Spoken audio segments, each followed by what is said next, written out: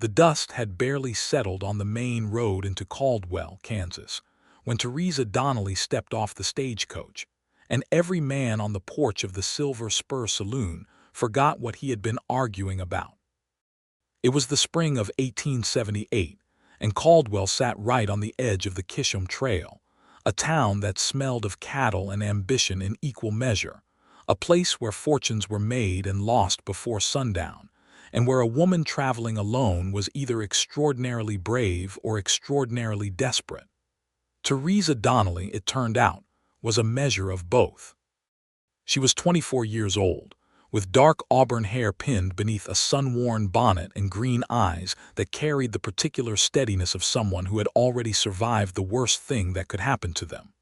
She wore a plain calico dress that had been mended at the hem twice, and on her left hand, catching the pale morning light, was a gold wedding band that sat slightly loose on her finger, as though it had been made for someone with a broader hand than hers. She carried one traveling bag, a small leather satchel with a broken clasp, and a wooden crate bound with rope that held everything else she owned in the world. She set both down on the boardwalk and looked up and down the street with the calm, measuring gaze of someone taking inventory. Caldwell was not a beautiful town. It had wide streets churned to mud by cattle drives and wagon wheels, a scattering of wooden storefronts that leaned toward each other like tired men propping each other up, a sheriff's office with a dented star nailed above the door, 3 saloons, 2 livery stables, a general store, a church that was never quite finished, and a land office that was always busy. Beyond the edge of town, the Kansas prairie stretched out in every direction, vast and golden and utterly indifferent to human troubles. Theresa had come from Missouri. She had come with $32 sewn into the lining of her satchel and a letter of employment from a woman named Mrs. Hattie Greer, who ran the only boarding house in Caldwell, and who had written that she needed a cook and a woman with sense, and that she would pay fair wages and provide a clean room. Theresa had answered the advertisement in the Missouri newspaper because she had no other choices left, and because staying in the town where her mother had just died, and where every face she knew reminded her of loss, was something she simply could not bear any longer. She picked up her satchel and her crate and walked toward the boarding house, which she had been told was on the far end of the main street, past the land office and beside the barber shop. She did not ask anyone for directions.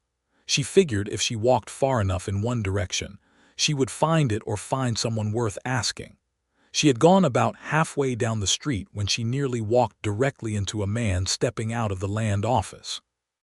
He was tall, broad across the shoulders, wearing a dusty brown coat and a hat that had seen better years, with dark hair curling slightly at the temples where he had been sweating, and he had the hands of a man who worked land for a living, scarred and capable and permanently sun-darkened.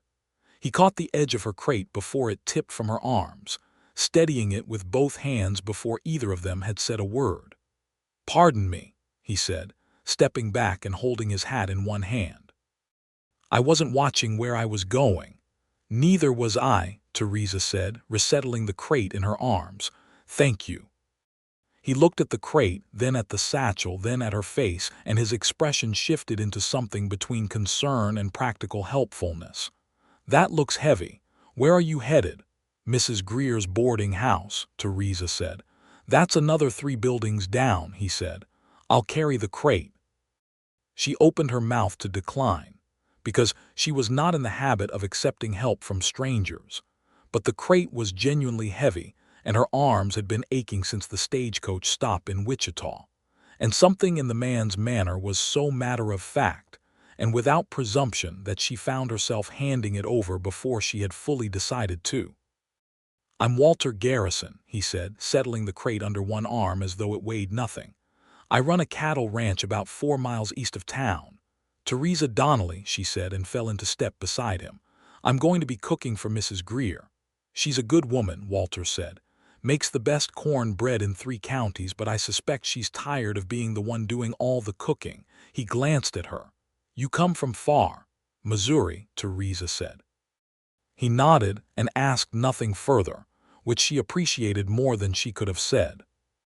They reached the boarding house, which was a wide two-story building painted a faded yellow with a porch that ran the length of the front and flower boxes in every window that were just beginning to bloom. Walter set the crate down by the door and put his hat back on. "Well, Miss Donnelly," he said, "welcome to Caldwell. It's not much to look at, but it's got good bones." "Most places worth staying do," she said.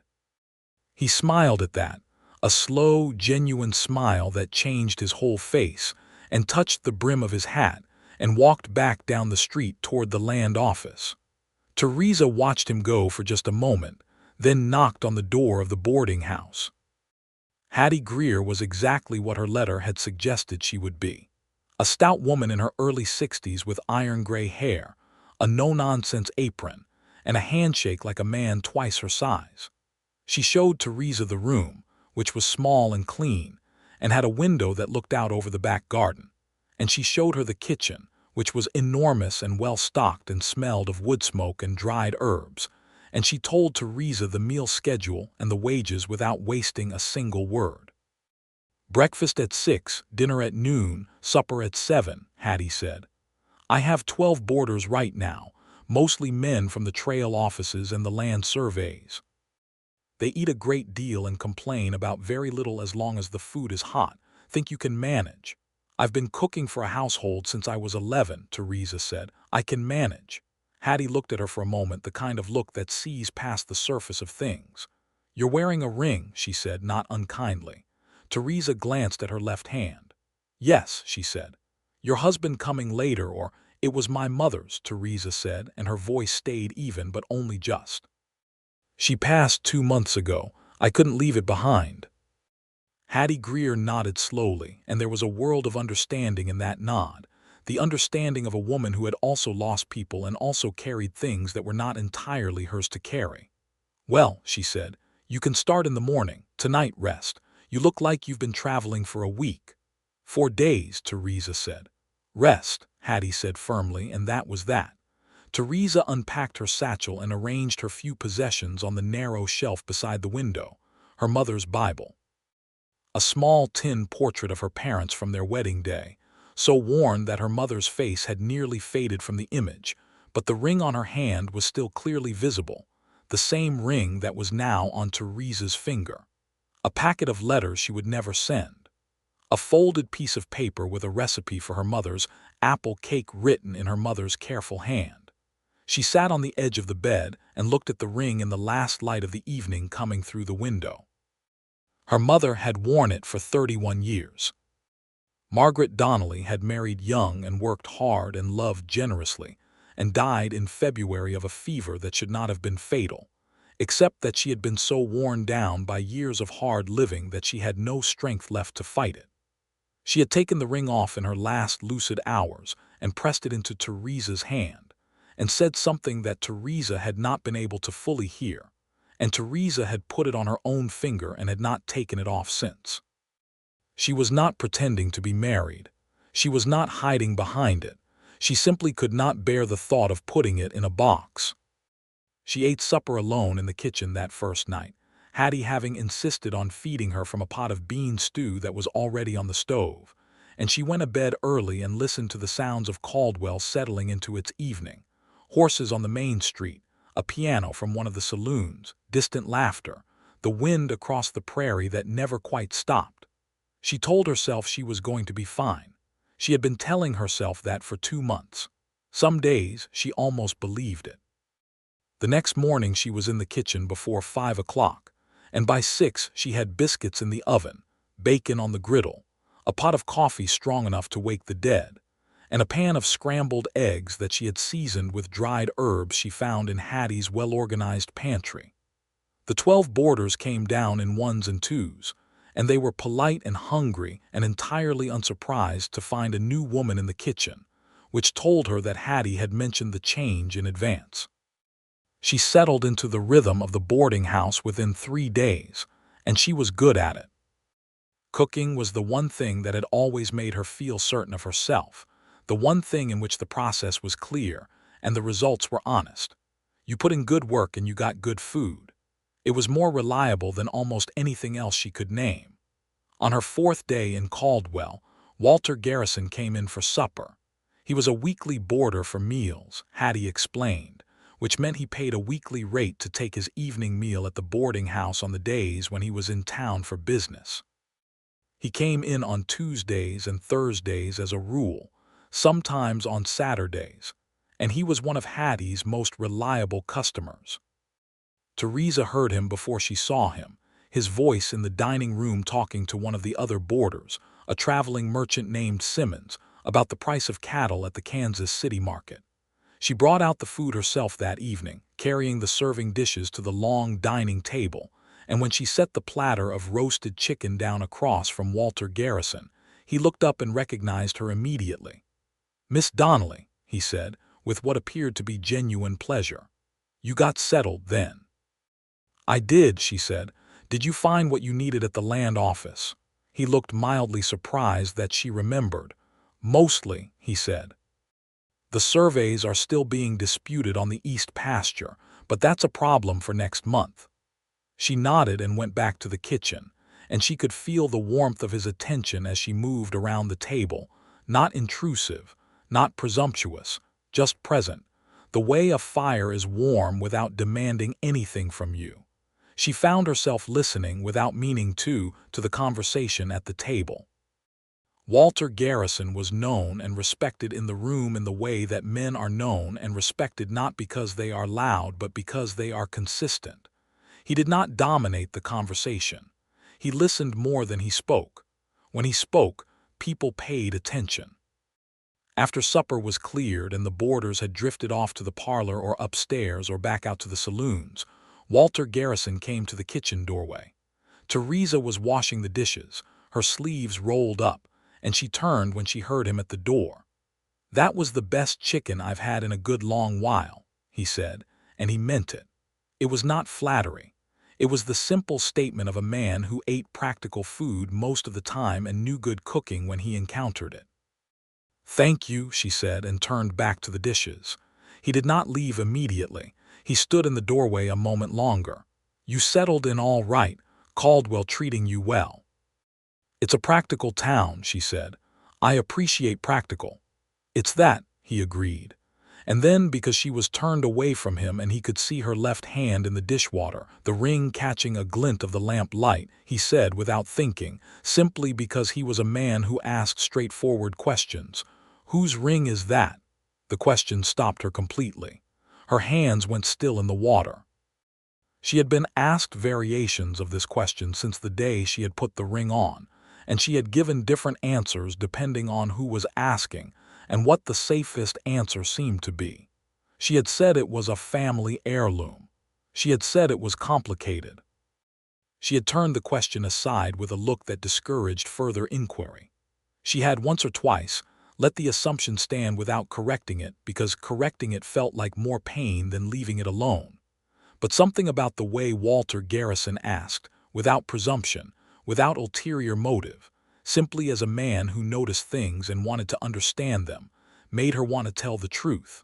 She turned around, drying her hands on her apron, and looked at him directly. "It's mine," she said. Something shifted in his face. Not surprise exactly, but a deepening of attention. He said nothing, waiting.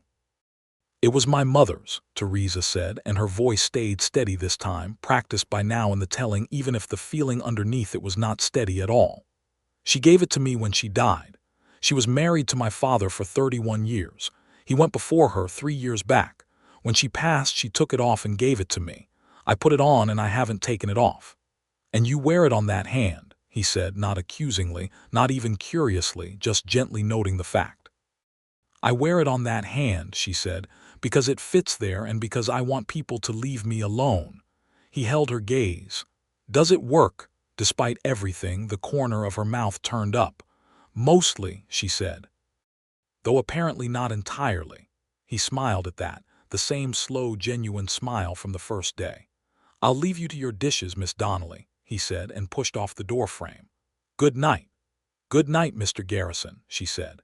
She turned back to the sink, and she stood there for a long moment with her hands in the warm water and the ring on her finger and something moving quietly in her chest that she could not immediately name. The weeks that followed moved with the steady rhythm of the frontier. Theresa cooked 3 meals a day and got to know the town in the way a person gets to know a place, by providing something essential to it. The merchants and the land surveyors and the cattle brokers who ate at Hattie's table became faces she recognized, voices she associated with particular hungers and preferences. Old Simmons always wanted extra pepper. The young surveyor Keene drank 4 cups of coffee every morning and apologized for each one. The hardware man, Briggs, ate everything on his plate and never spoke a word until he had finished. She learned the shape of Caldwell in the mornings when she walked to the market for fresh supplies, the way the light came in low and golden over the prairie and turned the dust in the street to something almost beautiful. She learned the sounds of the cattle drives passing through, the great rolling noise of them, the shouts of the drovers, the smell that preceded them by a quarter of a mile. She learned which days the mail stage came in and which days the sheriff had trouble to deal with, though the sheriff, a lean, quiet man named Cole who reminded her somewhat of her father, kept the town in order with a minimum of drama.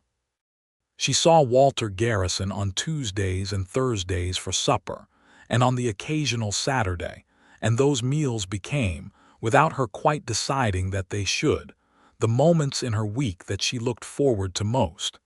He always said something worth hearing. He asked her questions about her cooking, genuine questions, wanting to know how she had learned to make a particular sauce, or where she had gotten the idea of adding sage to the pork. He talked about his ranch without boasting, simply and specifically, the way a man talks about something he loves. His ranch was called the Garrison Place, which was what it had been called since his father had built the original house in 1861. He ran about 300 head of cattle on 1,200 acres, employed 4 ranch hands, and was, as near as she could determine, a man who had built a solid and decent life from hard and consistent work, with no particular drama attached to it. He was 29 years old, as she discovered from Hattie, who told her without being asked, which was Hattie's way. Good man, Hattie said on the occasion of telling her. Never married. Came close once about 4 years back with a woman from Wichita, but she decided the ranch was too far from everything she wanted.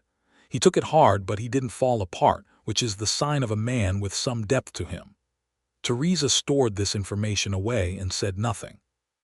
She was not in the habit of examining her own feelings too closely, because close examination tended to produce truths she was not yet ready to deal with.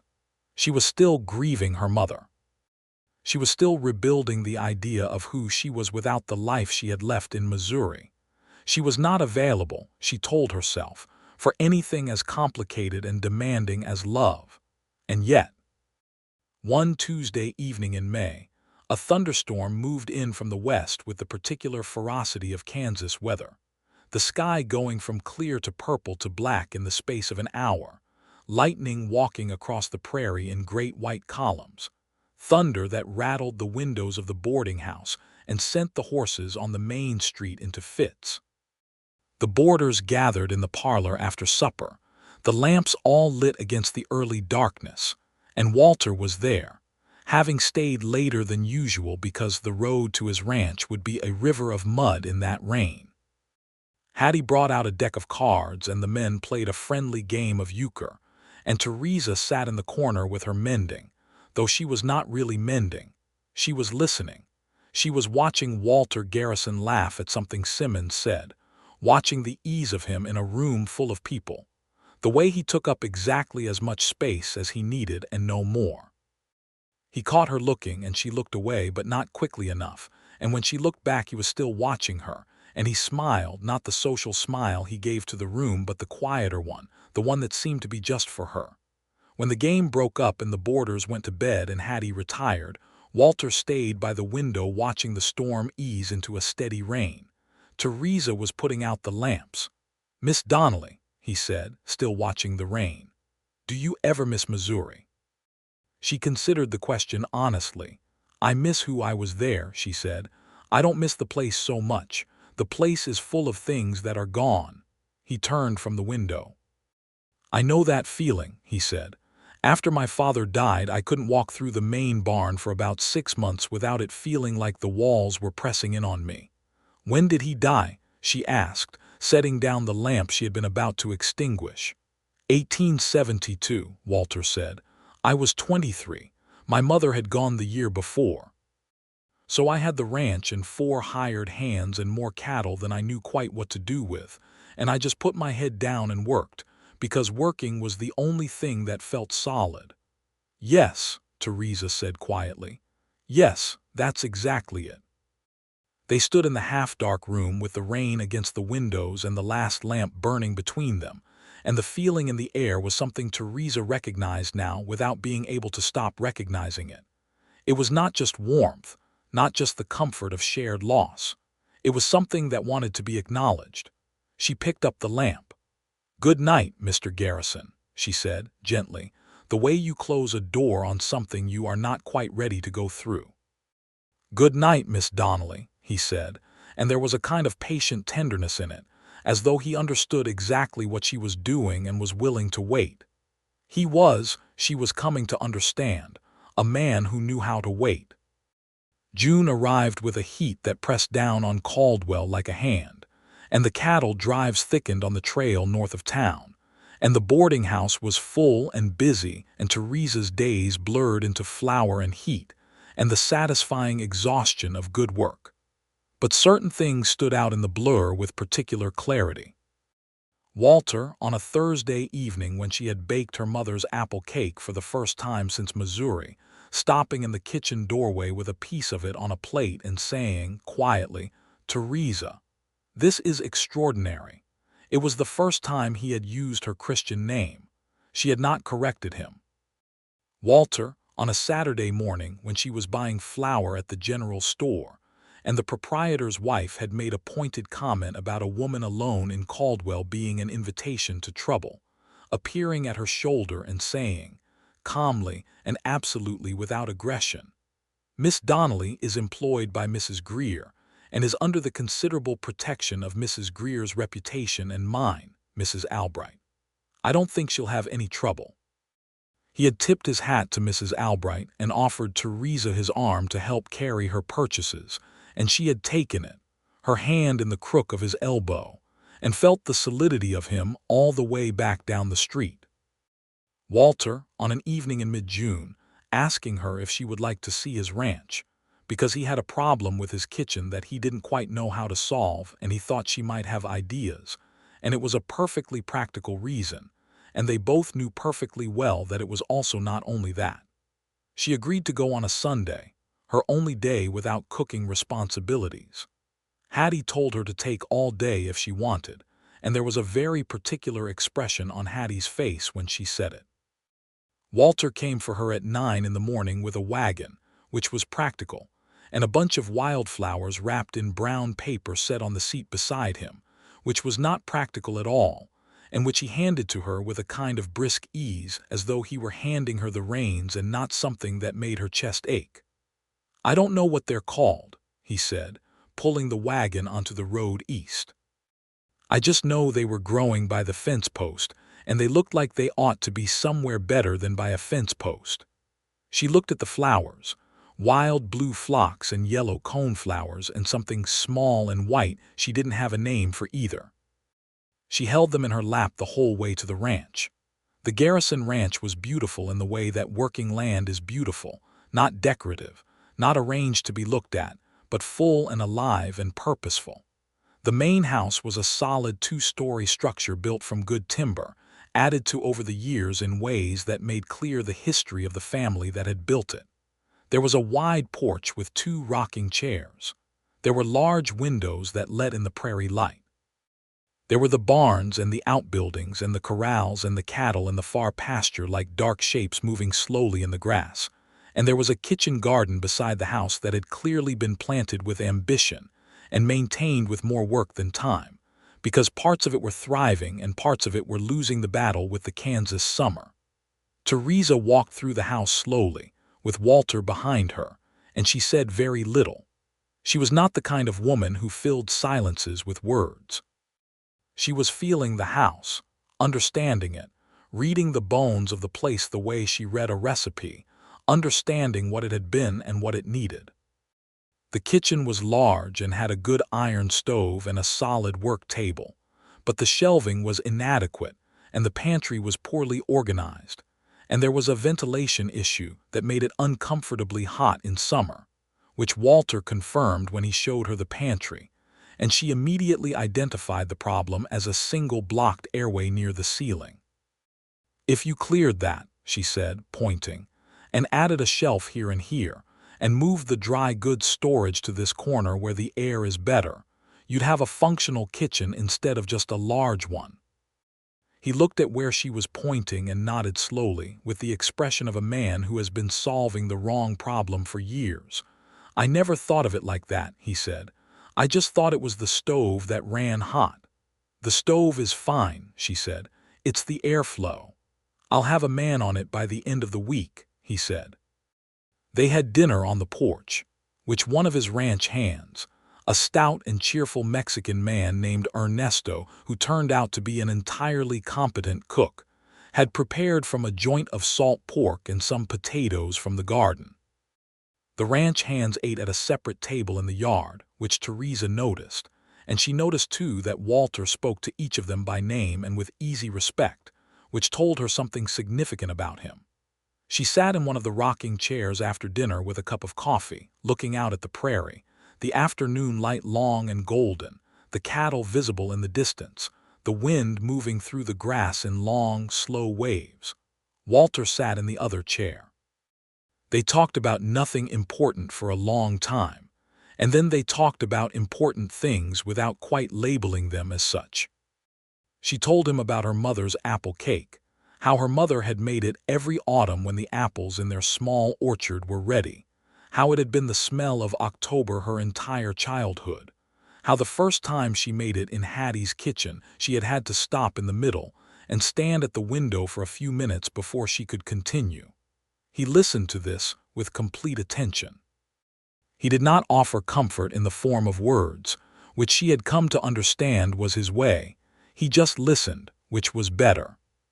She told him about her father, Patrick Donnelly, who had been an Irish immigrant who had come to Missouri in 1848 and built a small but sufficient life as a cooper, a barrel maker, and who had been kind and steady, and had taught Theresa to read from the Bible and her mother's recipe book with equal seriousness. Walter told her about his own father, James Garrison, who had come from Tennessee with nothing but a strong back and a sense of where the good land was, and who had built the original two-room house with his own hands and had added to it every year as the ranch grew, and who had never in Walter's memory gone to bed without telling his wife that he was glad he had married her. The afternoon lengthened into evening. Neither of them moved to leave.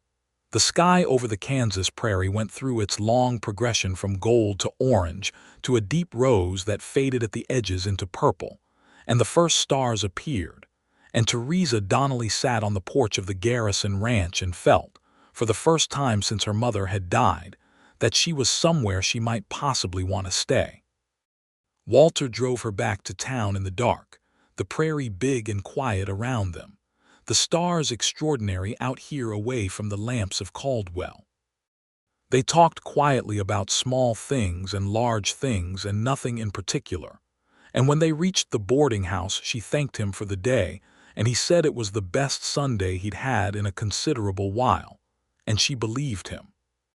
She lay in her narrow bed that night with the ring on her finger and her mother's Bible on the shelf beside her, and thought about the man in the other rocking chair with the patient eyes and the slow, honest smile. And she said to herself, with the particular firmness of a woman trying to be sensible, that she was not going to fall in love with Walter Garrison. She was going to fail at this, as it turned out, and she suspected she already knew it. July brought a complication, as July in Caldwell had a way of doing. The complication came in the form of a man named Doyle Pratchett, who arrived on the stage from Wichita with a leather satchel full of land claims, and the practiced charm of a man who had made his living convincing people to sign things they should not have signed. Pratchett took a room at the Silver Spur Hotel rather than Hattie's boarding house, which meant that Theresa's first awareness of him came not through her own kitchen, but through the conversations at the dining table, where he began to appear as a subject of concern within a week of his arrival. He was buying land claims along the eastern edge of the cattle trail, apparently legitimately, but the manner in which he was doing it involved approaching small landowners, some of whom had been ranching in the area for a decade or more, with offers that looked generous but included clauses that, according to Simmons, who had read one of the documents, effectively stripped the seller of any recourse if the land turned out to be worth more than Pratchett was offering. Walter, she learned on the following Tuesday at supper, was one of the people Pratchett had approached. She learned this when Walter arrived at the table looking like he had already had a long and irritating day, and Simmons asked him directly whether he had met with Pratchett's man, and Walter said he had, and that the offer was not one he was going to accept, and that he had told Pratchett's man exactly that. "He'll come back," Simmons said. "He's welcome to," Walter said. "The answer won't change." Theresa brought out the supper dishes and said nothing at the table, but when she returned to the kitchen, she stood at the stove for a moment and felt, with surprise, a cold current of worry on Walter Garrison's behalf. He had 1,200 acres of the best grazing land east of town, and men like Pratchett did not take clean refusals as final answers. She was right to worry. The following Friday, the sheriff, Cole, came into the boarding house kitchen in the early afternoon, which was unusual enough to make Hattie and Theresa both stop what they were doing. "I need a word with you, Mrs. Greer," he said, and then, because Theresa was standing 3 feet away, added, "And Miss Donnelly may as well hear it too, since she's friendly with Walter Garrison." Hattie set down her rolling pin. "What is it, Cole?" "Pratchett's hired 2 men," the sheriff said, "who are not in my professional estimation here for legitimate purposes. They've been asking in the saloons about the surveys on the East Garrison pasture, which is the subject of an ongoing land dispute, as you may know. I'm not suggesting anything illegal has happened, but I'm telling the people who matter that they might want to let Garrison know." Theresa was already untying her apron. "I'll go," she said. Hattie looked at her steadily. "You want to ride out to the ranch? I can borrow Simmons's horse," Theresa said. "He offered it to me last week, and I know where the stable is." Cole looked at her with the evaluating look of a man reassessing his initial impression of a person. "You can ride. I grew up in Missouri," she said. "Of course I can ride." She rode out to the Garrison Ranch on Simmons's reliable old bay gelding, taking the eastern road as Walter had taken her 2 weeks before, and she arrived to find Walter in the far corral with Ernesto and 2 of the ranch hands, working a young horse that was not yet entirely sure what it thought of saddles. He saw her from a distance and came to the fence immediately, his expression shifting from surprise to something more alert. "Theresa," he said, coming through the gate, "what's wrong?"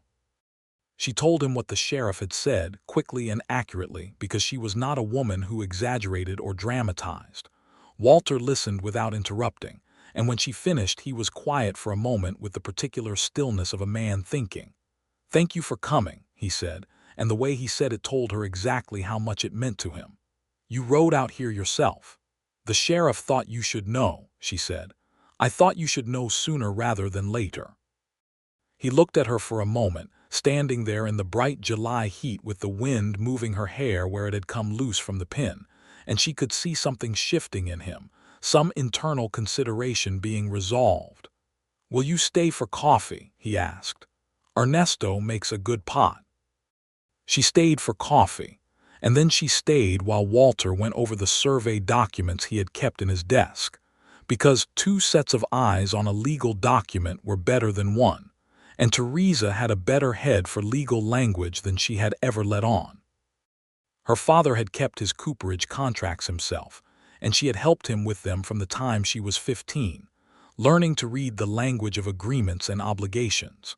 They found, in the disputed survey document, a notation in the margin that had been there all along, but that Walter had not fully understood, a reference to a secondary survey conducted in 1874 that should, if it had been filed properly, have resolved the boundary question definitively in Walter's favor.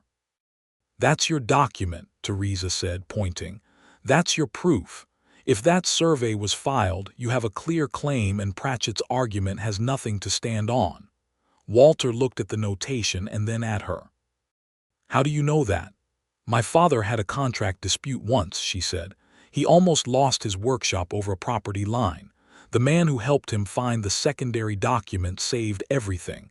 I never forgot what I learned from watching that." Walter was quiet for a moment. Then he said with absolute sincerity, "Theresa, you may have just saved my ranch." She felt the warmth of this all the way home on Simmons's bay horse, the prairie wide around her, and the sky very large and the ring on her finger catching the afternoon light. The secondary survey document was found in the county record's office in Wichita on Walter's trip there the following week, filed exactly where Theresa had suggested it would be. It resolved the land boundary question definitively in his favor. Pratchett's men left Caldwell within 2 weeks of that, their purpose defeated, which was not how Pratchett had expected the business to go. The sheriff came by the boarding house to tell Theresa personally, which Hattie observed from the doorway of the parlor with barely concealed satisfaction. "Walter Garrison told me what you found in those documents," Cole said. "Said he wouldn't have known where to look without you." "He would have found it eventually," Theresa said. "He says he might not have," Cole said, "and I tend to take Walter's word for things." August arrived, and the heat settled in and the cattle drives peaked, and Caldwell was busy and loud and full of dust and commerce. And somewhere in the middle of all of it, Theresa Donnelly stopped fighting the knowledge of what she felt about Walter Garrison. She was not sure exactly when the decision made itself, whether it was the Sunday at his ranch, or the afternoon with the documents, or some accumulation of Tuesday and Thursday evenings, that she could not have pointed to individually. But she was certain by the time the first cooler nights arrived at the end of August, sitting in her small room with the window open and the night air coming in off the prairie, that what she felt was love, and that it was not going to be managed or talked out of existence by practical considerations. The difficulty was that she had never told him so, and he had never said it directly either, and both of them were, by nature, people who were more comfortable with honesty than with declaration, which meant they had been exquisitely honest about many things and exquisitely indirect about the one thing that most needed to be said. The thing that broke the impasse was, as such things often are, something small. It was a Thursday evening in September, the dining room cleared, the other boarders gone, Hattie already upstairs, and Theresa had brought out a pot of tea and 2 cups without entirely deciding to, and Walter had stayed without entirely deciding to, and they were sitting at the corner of the dining table with the lamp between them and the tea going warm in the pot. Walter was looking at her left hand, where it rested on the table. "You know," he said slowly, "I've been thinking about what you told me about the ring." She waited. "You said it was yours," he said, "and you meant it both ways, didn't you? Your mother's and yours, not borrowed, not pretend, just fully yours now." "Yes," she said softly. He was quiet for a moment. Then he said, "I think you deserve a ring that's yours entirely, not because your mother's isn't precious, but because you're a woman who should have something that begins with her." Theresa looked at him across the lamplight. Her heart was doing something complicated and warm and enormous. "Walter," she said. "I know I haven't said this with any kind of proper ceremony," he said, and the slight roughness in his voice told her what the composed exterior was costing him. "I'm not sure I know how. But Theresa, I have spent the past months thinking about almost nothing except you, and I am not a man given to excessive thinking, so the fact of it seems worth acknowledging." She laughed at this, a soft, genuine laugh that surprised them both, and the tension in the room went from taut to warm. I have also been thinking about very little except you, she said. And I am a woman who has excellent practice at not thinking about things she is trying to avoid, so that is also significant. He reached across the table and put his hand over hers, his large work-scarred hand covering her smaller one with the gold ring on the fourth finger. And he looked at her with the patience and the steadiness that she had come to love most about him, and he said, "Theresa Donnelly, I am asking you, as plainly as I know how, whether you would consider being with me, whether you would be willing to let me court you properly, and if that goes as I hope it will, whether you would consider being my wife." She turned her hand over under his so that their fingers linked together. The ring was warm between their joined hands. "I think," she said, and her voice was not entirely steady, but it was honest, "that I have already considered it at considerable length. And yes, to all of it, yes." The autumn that followed was the most beautiful season Theresa could remember. Walter courted her with the same steady, unshowy attention that characterized everything he did. He brought her things he found and thought she would like: wildflowers from the fence posts, a particular smooth stone from the creek bed that was the exact color of green she had mentioned admiring, a book of poetry from the general store that had been sitting on the shelf for 2 years, and that he bought because he had stood in front of it for 5 minutes trying to decide if it was the kind of thing she would want, and had finally concluded that the only way to know was to give it to her. She read him the poems on Sunday afternoons at the ranch, sitting on the porch while the autumn light went golden over the cattle pasture, and he listened with his hat in his hands and his eyes on the middle distance, and she could see the words landing in him. She spent Sunday afternoons at the ranch regularly, and Hattie covered the evening meal on those days without complaint, and the ranch hands treated her with a combination of respect and the tentative warmth of people who have seen their employer happy for the first time in a while and are quietly grateful for it.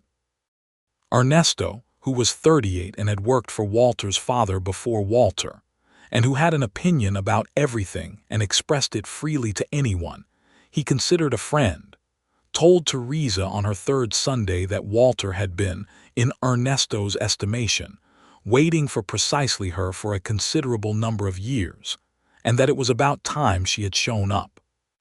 "He was a good man before," Ernesto said, handing her a cup of coffee with an air of delivering a verdict, "but he was a complete man waiting to happen." Theresa thought about this long after she had ridden home. She brought her mother's recipe book to the ranch one October afternoon and cooked in Walter's kitchen, which had been fixed according to her instructions with a new vent and proper shelving, and the kitchen was transformed, cool and well organized, and a genuine pleasure to work in. She made a proper roast and her mother's apple cake, and the ranch hands ate with the reverent silence of men experiencing something they recognize as better than ordinary. And Walter stood in the kitchen doorway watching her move through the space with the sure-footed confidence she had in her own element. And when she turned and caught him looking, he did not look away. "You look at home in this kitchen," he said. "It's a good kitchen," she said. "Someone did a fine job fixing it." "Someone told someone exactly what was wrong with it," he said. She brought him a piece of apple cake, still warm, on a plate. He took it without looking away from her face, and he said, "Marry me, Theresa," not as a question this time, as a statement of what I want so you know it completely. She stood with flour on her hands and her mother's recipe book open on the counter and the gold ring on her left hand, and she said, "Walter James Garrison, I will marry you." They stood in the kitchen of the ranch, and the smell of the apple cake filled the house, and he put his hands on her face, very gently, and kissed her for the first time, and it was the kind of kiss that contains within it everything that has already been said and everything that doesn't need to be said, and it lasted long enough that Ernesto, passing the kitchen window outside, had the grace to keep walking without comment, though he was heard to say something in Spanish that sounded extremely pleased.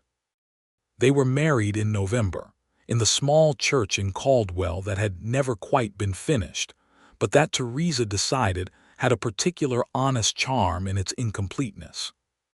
Hattie Greer stood as her witness and wore her best dress and cried in a dignified manner. Sheriff Cole stood for Walter and appeared very serious about the responsibility.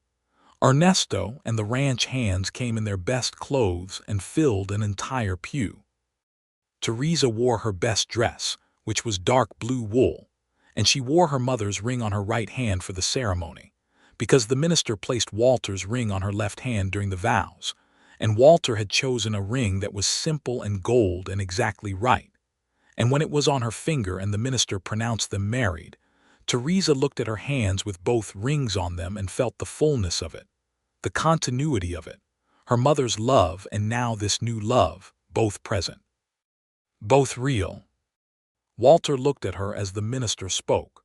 With that patient and complete attention that she had come to understand was his version of everything, and she looked back at him with everything she had, and the cold November light came through the unfinished church windows and made the dust motes shine like small gold pieces in the air between them. They had a supper at Hattie's boarding house, all the boarders and half the town it seemed, because Walter Garrison was well known and Theresa Donnelly had been liked from her first week in Caldwell, and Hattie and Ernesto had conspired together to produce an extraordinary spread of food, including a second apple cake, which was Hattie's idea and which made Theresa have to look at the ceiling for a moment before she could say thank you properly. They drove out to the ranch that night under a sky full of stars, the Kansas prairie cold and still around them, and the wagon bundled warm with blankets Hattie had pressed on them. And Theresa sat close against Walter's side with his arm around her and her head against his shoulder, and the two rings on her hands and the wide open country all around them. And she thought that her mother would have approved of this day and of this man and of this life, and the thought was a warmth rather than a sorrow. The Garrison Ranch in winter was a different country than the one she had first seen in July. The grass went pale and the sky was gray more often than not, and the wind came off the open plain with a serious intention. But the house was solid and warm, and Walter had spent the autumn laying in good stores of wood and provisions, and Theresa settled into the ranch with the same purposeful competence with which she settled into everything she undertook. She reorganized the pantry completely, and the kitchen functioned better than it had at any point since it was built, according to Ernesto, who was the only one with sufficient history to judge.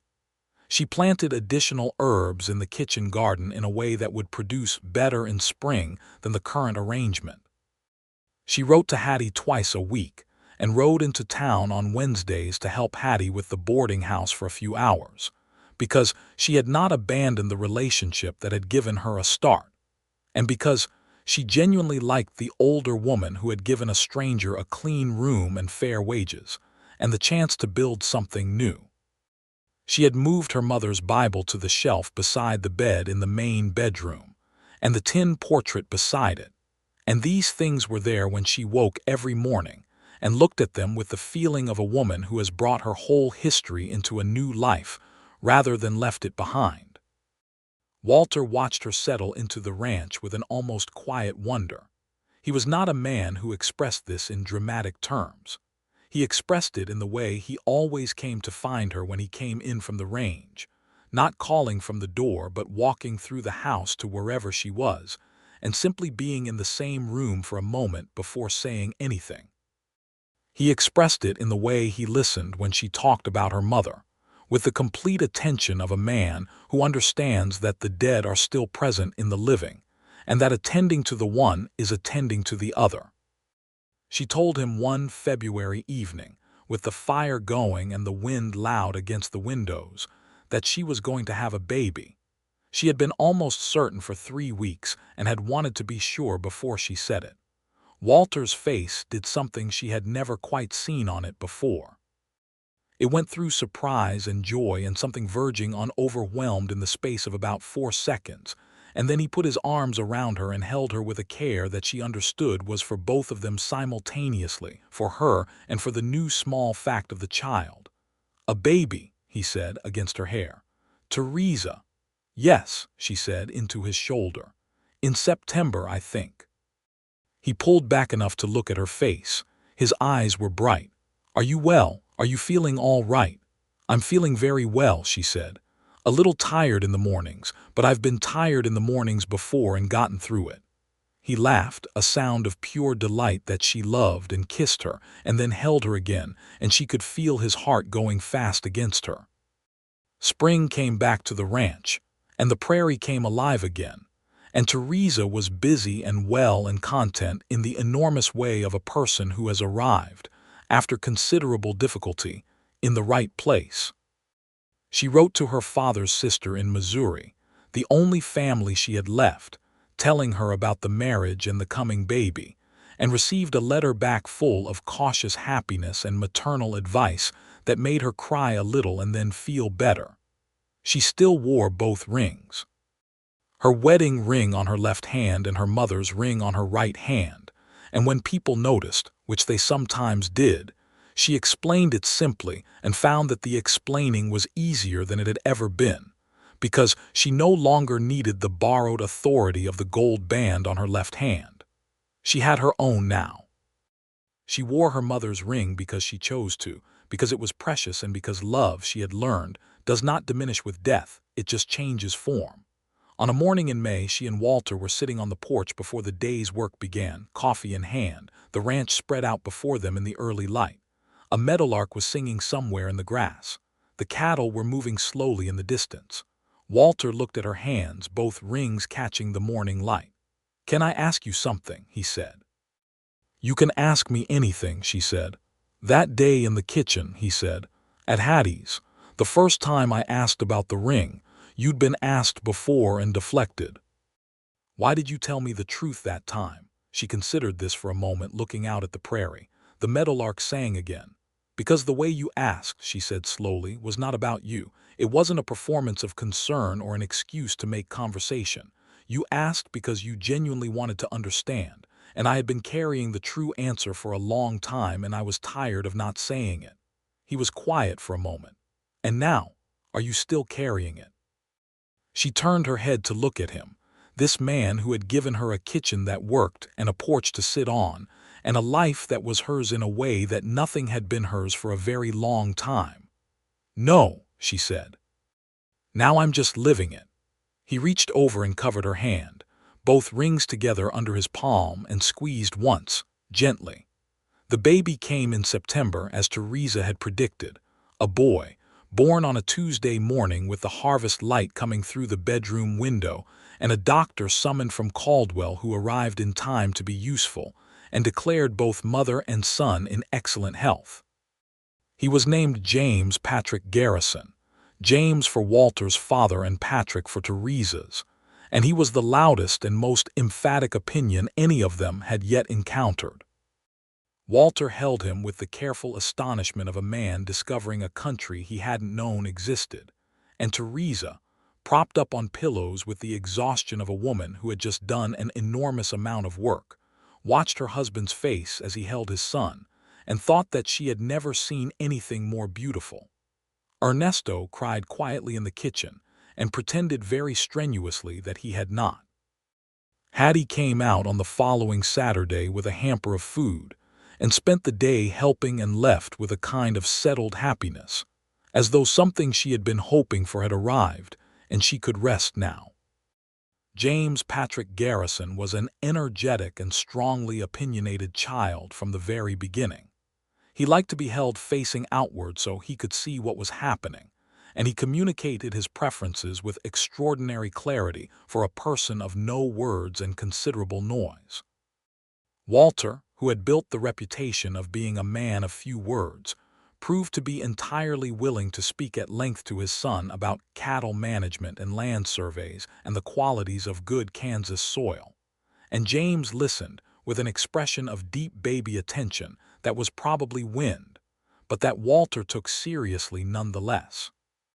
By winter, the baby had settled into a routine, and the house was warm and busy, and Theresa found herself in the particular exhaustion and joy of new motherhood with the added richness of a partner who was as genuinely present as it was possible for a man with a working ranch to be.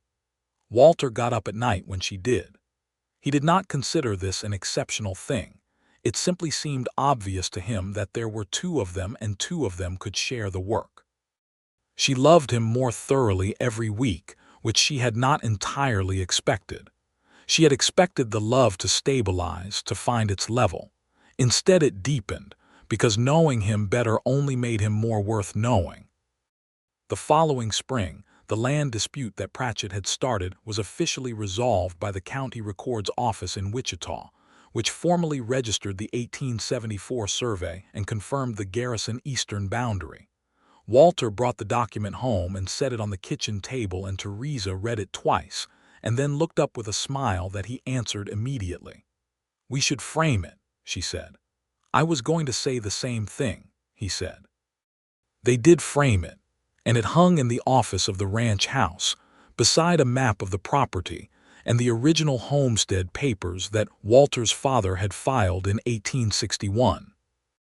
Hattie came to dinner every Sunday through the spring and into summer, because she was getting older and the walk to church was harder on her knees, and the drive to the ranch was not far, and Theresa insisted with the particular gentle relentlessness of a person who has decided a thing. James adored Hattie, who was very good at making faces, which seemed to be the quality James valued most in any relationship at this stage of his life. The second summer on the ranch, a young woman came to Caldwell on the stage from Indian Territory, running from a husband who had been cruel in the way that men are sometimes cruel when they believe no one will stop them. Her name was Clara, and she was 20 years old and frightened but not broken, and she ended up at Hattie's boarding house because Hattie could look at a woman and see exactly what that woman needed. Theresa heard about it from Hattie and came into town the next day. She sat with Clara in the kitchen, the same kitchen where she had washed dishes with the ring on her finger, and told the truth for the first time in months. And she talked to her for a long time about practical things, about wages and employment and the legal position of a woman in Kansas, which the sheriff had some knowledge of, and about the particular shape of a life rebuilt. She did not tell Clara to be strong, because that advice is given to people who are already strong and who need something more practical. She helped Clara find employment at the general store, whose owner was a decent woman and whose husband was frequently in Wichita, and she made sure the sheriff knew to keep a watching eye on the situation. She brought her a meal from the ranch every few days for the first month. Walter asked her once, watching her pack a basket, why she went to such trouble for someone she had only recently met. "Someone put out a room and paid fair wages when I arrived here with nothing and a borrowed sense of myself," she said. "It's a debt that pays forward." He looked at her for a moment. "You are the finest person I know," he said, so simply and directly that she almost dropped the basket. "Don't be ridiculous," she said, but she was smiling. "I say what's true," he said. "You know this about me." She did know it. It was one of the foundations of everything. Clara did well as it happened. She was a capable and bright young woman who flourished with stability and decent employment, and within a year she was assistant manager of the store, which surprised no one who had paid attention to her, and she became a friend of sorts to Theresa, a younger friend, different in circumstance and experience, but united by the particular bond of women who have made new starts in the same town. By autumn of that second year, Theresa was expecting again. She was not as tired this time, or rather she was differently tired, the tiredness of a woman who already had a 1-year-old and a full household, and a pregnancy stacked on top of it all, but she was well and capable and characteristically direct about what she needed. What she needed mostly was Walter, and Walter was there. The second child was born in March, a girl, named Margaret for Theresa's mother, and she arrived with the same general conviction as her brother that her needs were the most important thing happening in any given room, which boded well for her prospects as a person and challenging for her immediate environment.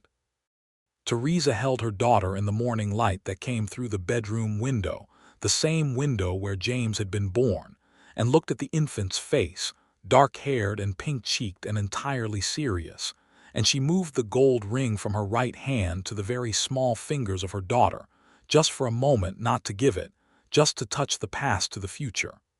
"This was your grandmother's," she said quietly. "She would have loved you very much." Walter, sitting on the edge of the bed with James asleep against his side, watched this and said nothing, because he understood when a moment belonged to the women in it.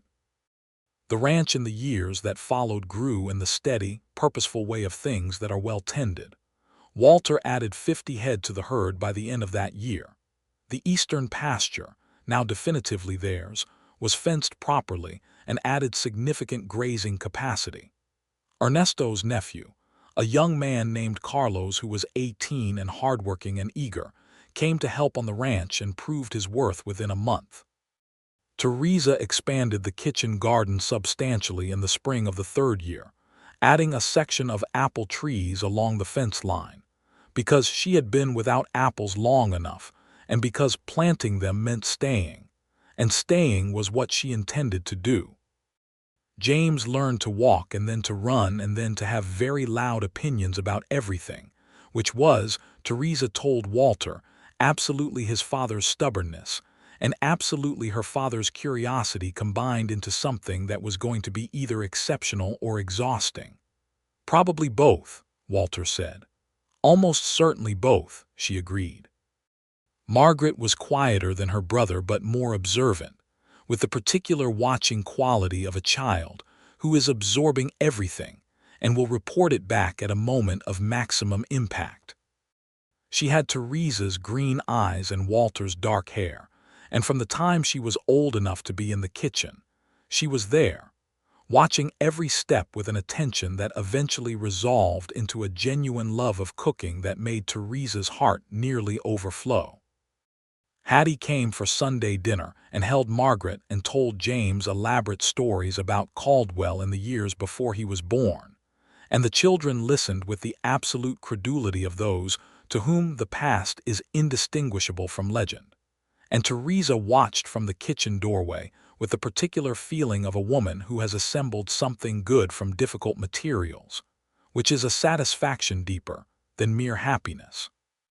On the 5th anniversary of their wedding in November, Walter and Theresa rode out on horseback across the eastern pasture in the late afternoon, leaving the children with Ernesto, who was, despite all protestations to the contrary, entirely good with them and knew every song that had ever been sung to a restless child in 2 languages. They rode to the creek that crossed the far end of the property, where the cottonwood trees still held some of their yellow leaves even this late in autumn, and the water ran clear and cold over polished stones. They tied the horses and walked along the creek bank in the golden light. Theresa turned her wedding ring on her finger in the habitual way she had developed without ever noticing, and Walter noticed as he noticed everything about her. "Are you thinking about your mother?" he asked. She looked at her hands. Her mother's ring was on her right hand, her wedding ring on her left. "I'm thinking that she would have been happy," she said. "Not just that I'm happy like this. She would have understood this kind of happiness." "Tell me more about her," Walter said. "You've told me pieces, but tell me more."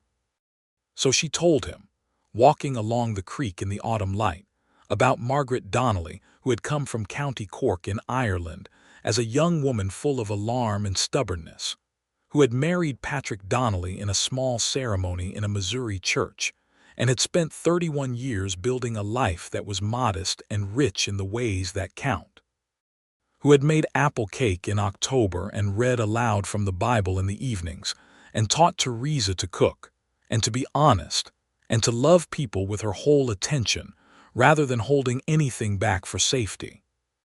Walter listened to all of it, the whole walk back to the horses, and when they mounted and turned back toward the house with the evening light coming in long and golden across the grass, he said, "She sounds like she was a magnificent woman."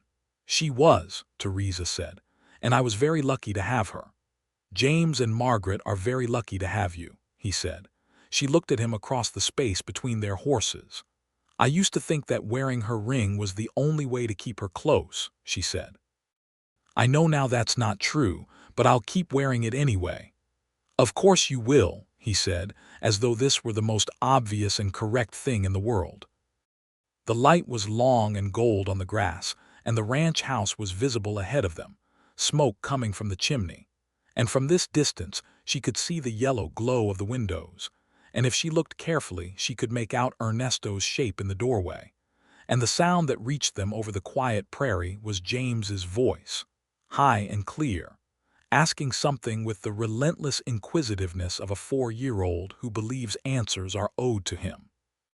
Theresa Donnelly Garrison rode across the Kansas prairie in the November light of 1883, with her husband beside her and her mother's ring on her right hand, and her own ring on her left hand, and a life that she had built from grief and courage, and the willingness to say yes when the right things asked it of her.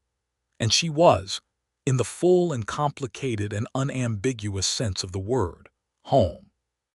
The years turned with the rhythm of the prairie and the ranch, with the seasons that changed the land from gold to white to green to gold again, with the particular timekeeping of a working life that is measured in harvests and cattle drives and children growing, and the deepening of things that were already deeply planted. James at 7 had Walter's steadiness and Theresa's sharpness, and a love of the cattle that suggested his future was already largely determined. He followed Ernesto around the ranch with the absolute devotion of a boy who has found his subject, and Ernesto taught him the names of things in Spanish and the habits of cattle and the proper way to mend a fence post, and Walter taught him the rest. Margaret at 5 was reading from Theresa's mother's Bible, working her way through it with the patient tenacity of a child who has decided on a thing, and she helped Theresa in the kitchen with the serious competence of someone who considers cooking a discipline rather than a chore, which Theresa found both flattering and accurate. The town of Caldwell had grown and changed in the years of their marriage, as Kansas towns did in that era, the cattle trail shifting as the land was settled further south, the railroad coming through and changing the nature of the commerce, new families arriving, old businesses adapting. The Silver Spur Hotel was now a proper hotel with indoor dining. The church that had never been finished was finished, finally, with a proper steeple that the whole town turned out to watch being raised. The sheriff, Cole, retired in the spring of 1884 and was replaced by a younger man from Missouri, which made Theresa feel the particular small warmth of a coincidence. Walter served on the town council, which he took on with the same unhurried competence he brought to everything, and Theresa was frequently consulted by the women of the town on questions ranging from the practical to the social, because she was known to be both direct and fair, and to hold no grudges, and to have a particular gift for seeing the essential thing in a complicated situation. Hattie sold the boarding house in 1885, when her knees truly would not allow the work anymore, and went to live with her daughter in Wichita, and the parting was difficult in the way that all goodbyes are difficult between people who have mattered to each other. Theresa stood on the platform at the rail station with James beside her holding her hand and Margaret in her arms, and watched Hattie's train until it was nothing but a line of smoke against the Kansas sky. "She'll come back to visit," Walter said behind her. "I know," Theresa said, "but it's still a goodbye." He put his hand on her shoulder, and she leaned back against him for a moment, just a moment, and then straightened up and told James to stop trying to get a better view of the engine by standing on the platform edge. The letter from Hattie came every month without exception, and was one of the reliable pleasures of Theresa's life. Hattie had opinions about everything and expressed them in the direct and entertaining way that had always characterized her, and she kept Theresa informed of the broader world in her particular fashion, which was to describe it as though she personally had a stake in its correct operation. In the autumn of 1885, when James was 6 and Margaret was 4, there was a third child, another boy. They named him Thomas Walter. Thomas because it was Walter's father's middle name, and Walter because there is no rule against continuity.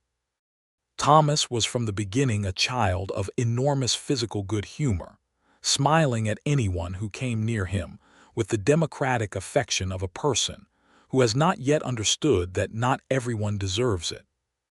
Walter held him in the kitchen on the first morning Theresa was up and around after the birth, and Thomas smiled at him with the smile of a person completely without complications, and Walter looked at Theresa over his son's head with the expression she had come to recognize as his version of everything words could not contain. "3," he said. "3," she agreed, refilling her coffee cup. "We should probably stop there." He raised an eyebrow. "Or not," she said, and he laughed. In the spring of 1886, Theresa planted the last of her apple trees and stood back and looked at the row of them along the fence line, small but established, beginning their long patience toward the fruit that would come in years ahead. James stood beside her, very seriously evaluating the trees. "When will they have apples?" he asked. "Several years yet," she said. "That's a very long time," he said, with the genuine indignation of a child for whom several years is nearly inconceivable. "Some things worth having take a long time," she said. He thought about this with the particular seriousness he brought to large ideas. "Like our ranch." "Like the ranch," she said. "Like a lot of things."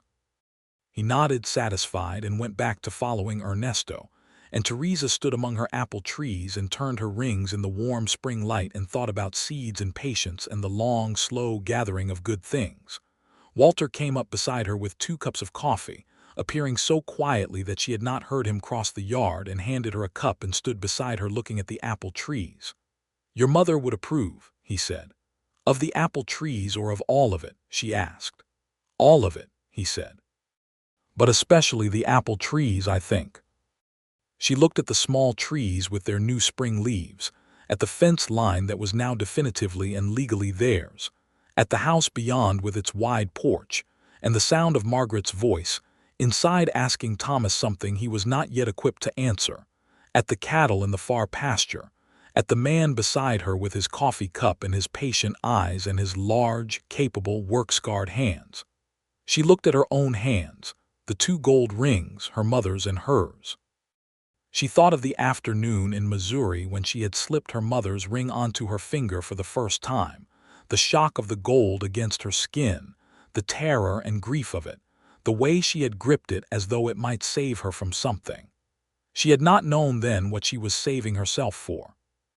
She had not known that she was boarding a stagecoach that would carry her to a town where a man would nearly walk into her on the main street, and that the same man would carry a heavy crate and ask a question in a kitchen doorway, and that the answer to that question would be the first genuinely true thing she had said in months, and that truth, practiced carefully and consistently, had brought her here.